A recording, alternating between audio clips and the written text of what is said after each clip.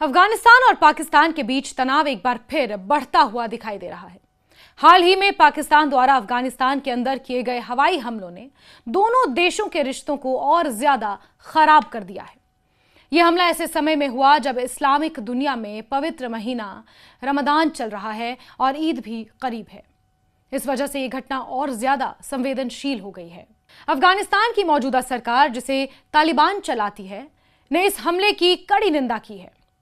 उनका कहना है कि पाकिस्तान ने अफगानिस्तान के कई इलाकों में हवाई हमले किए हैं, जिनमें आम नागरिकों के घर निशाना बनाए गए और इन हमलों में महिलाओं और खासकर बच्चों के मारे जाने की खबर सामने आई है। रिपोर्ट्स के मुताबिक इन हमलों में कम से कम 3 लोगों की मौत हुई है और करीब 15 लोग जख्मी। हालांकि स्थानीय अधिकारियों का कहना है कि वास्तविक नुकसान इससे कहीं ज्यादा भी हो सकता है, क्योंकि कई जगह पर अभी भी मलबा हटाने का काम जारी है। अफगानिस्तान सरकार के प्रवक्ता ज़बीहुल्लाह मुजाहिद ने कहा है कि पाकिस्तानी विमानों ने देश के कई हिस्सों में बमबारी की। उनके मुताबिक राजधानी काबुल, कंधार, पत्तिया, पत्तिका जैसे इलाकों में हमले किए गए। इन हमलों में कुछ जगहों पर आबादी वाले क्षेत्रों को भी निशाना बनाया गया, जहां आम नागरिक रहते हैं। मुजाहिद ने यह बताया कि कई घरों को नुकसान पहुंचा है और कुछ जगहों पर पूरी तरह तबाही हो चुकी है।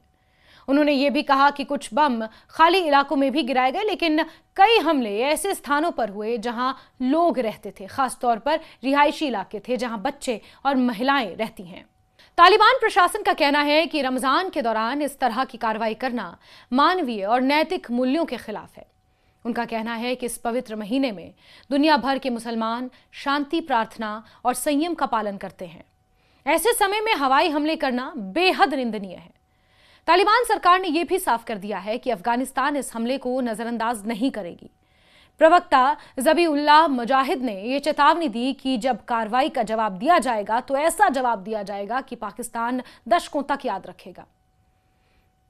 हालांकि उन्होंने स्पष्ट नहीं किया कि जवाब किस तरह का होगा और कब दिया जाएगा।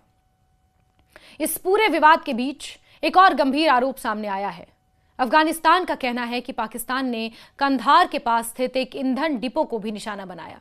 यह डिपो काम एयर नाम के एक निजी एयरलाइंस से जुड़ा हुआ बताया जा रहा है। रिपोर्ट्स के अनुसार यह ईंधन डिपो नागरिक विमानों के साथ साथ संयुक्त राष्ट्र के विमानों को भी ईंधन उपलब्ध कराता है। हमले के बाद इस जगह पर आग लग गई और काफी नुकसान होने की बात कही जा रही है।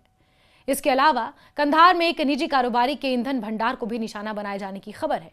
तालिबान का कहना है कि इन हमलों ने न केवल नागरिक ढांचे को नुकसान पहुंचाया है, बल्कि आर्थिक गतिविधियों पर भी असर पड़ा है। यह हमला ऐसे समय में हुआ है जब पूरी दुनिया पहले से ही ऊर्जा संकट का सामना कर रही है। खासकर मिडिल ईस्ट में जारी तनाव के कारण तेल और गैस की वैश्विक सप्लाई पर दबाव बढ़ गया है। ऐसे समय में ईंधन भंडार को निशाना बनाना स्थिति को और ज्यादा जटिल बना सकता है।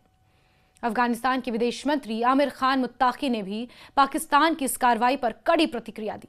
उन्होंने पाकिस्तान की सैन्य नेतृत्व पर गंभीर आरोप लगाते हुए कहा कि वो अपने देश के अंदरूनी मुद्दों को सुलझाने के बजाय पूरे क्षेत्र की सुरक्षा को खतरे में डाल रहे हैं।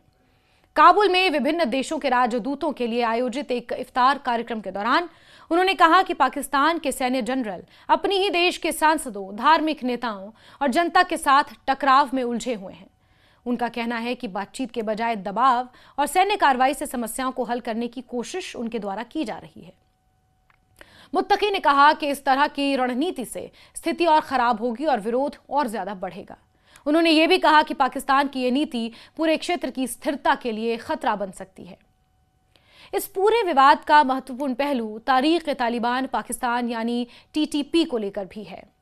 पाकिस्तान लंबे समय से यह आरोप लगाता रहा है कि इस संगठन के लड़ाके अफगानिस्तान में मौजूद हैं और वहां से पाकिस्तान के अंदर हमले करते रहते हैं। हालांकि अफगानिस्तान की तालिबान सरकार इन आरोपों को बार बार खारिज करती रही है। मुत्तकी का कहना है कि TTP कोई नया संगठन तो नहीं है और ये उस समय से सक्रिय है जब अफगानिस्तान में तालिबान की सरकार नहीं थी।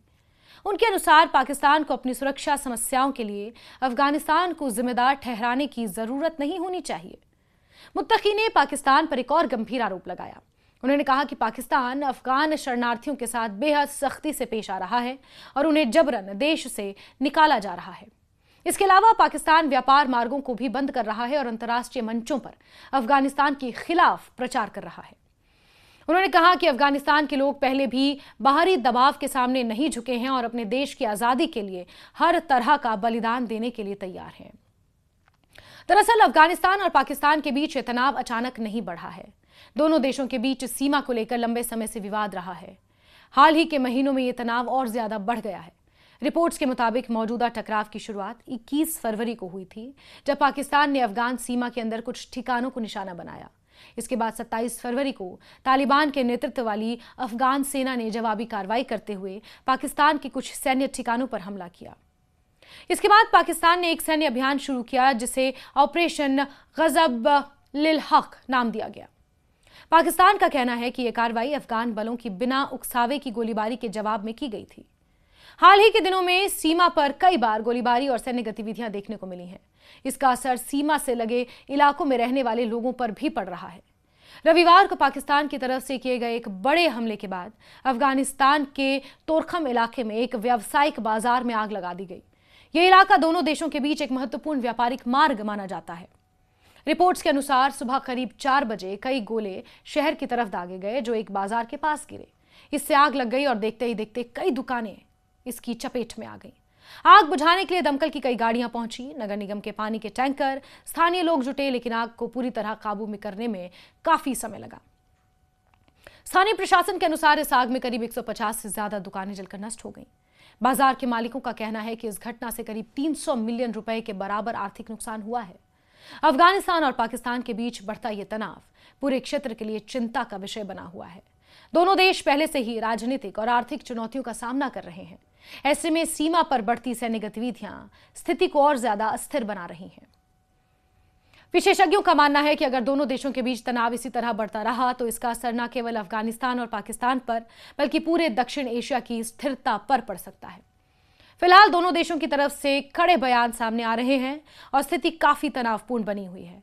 आने वाले दिनों में यह देखना महत्वपूर्ण होगा कि क्या दोनों देश बातचीत के जरिए इस संकट को सुलझाने की कोशिश करते हैं या फिर टकराव और ज्यादा बढ़ जाता है। फिलहाल यह स्पष्ट है कि पाकिस्तान ने जो एयर स्ट्राइक्स अफगानिस्तान के कुछ इलाकों पर की है, तालिबान सरकार चुप बैठने वाली नहीं है। लेकिन क्योंकि माह रमजान चल रहा है और ऐसे में पाकिस्तान की इस एयर स्ट्राइक की कड़े शब्दों में निंदा अफगानिस्तान कर रहा है, तालिबान सरकार कर रही है, और पाकिस्तान को यह चेतावनी दी जा रही है तालिबान सरकार की तरफ से कि वो बदला जरूर लेंगे। लेकिन शायद माह रमजान का इंतजार किया जा रहा है, ईद खत्म होने का इंतजार किया जा रहा है, उसके बाद तालिबान सरकार की तरफ से कुछ बड़ा करने के जो संकेत हैं वो मिल रहे हैं, क्योंकि तालिबान सरकार खुद इस बात को मान रही है कि माह रमजान में इस तरह के हमले बेहद निंदनीय हैं। तो जिस चीज़ की निंदा तालिबान सरकार कर रही है, जाहिर सी बात है वो खुद ऐसा काम नहीं करेंगे।